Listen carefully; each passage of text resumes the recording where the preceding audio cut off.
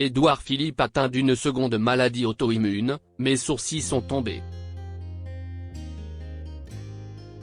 Il y a tout juste un an, Édouard Philippe créait son propre parti baptisé Horizon.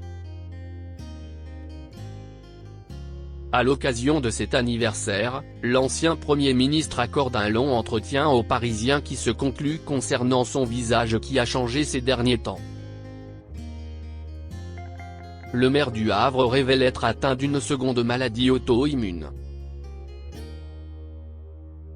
Le 19 septembre dernier, Édouard Philippe était apparu dans l'émission Quotidien.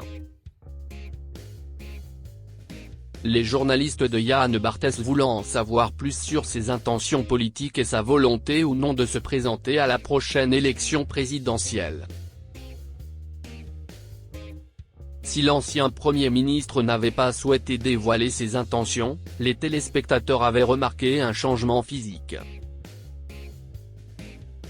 Édouard Philippe n'avait plus de sourcils. Ce dimanche 9 octobre 2022, dans un long entretien accordé aux Parisiens à l'occasion du premier anniversaire de son parti Horizon, l'actuel maire du Havre accepte d'en dire plus sur ce changement physique relevé il y a quelques semaines. Je me suis longtemps demandé à quoi servait un sourcil. Quand j'étais à Matignon, j'ai déclenché une aggravation d'une maladie auto-immune qui s'appelle le vitiligo. Je ne pouvais pas le planquer, ma barbe devenait blanche.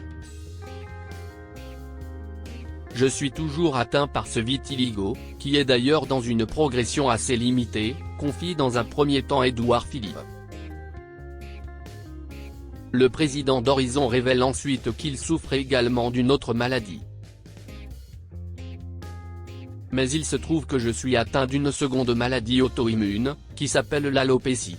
Et donc, très récemment, mes sourcils sont tombés. Malgré la perte de ses sourcils, Édouard Philippe sait se montrer léger sur le sujet, faisant une pointe d'humour lors de son interview avec Le Parisien. Je me suis longtemps demandé à quoi servait un sourcil. Eh bien, cela sert à se faire remarquer quand ça tombe.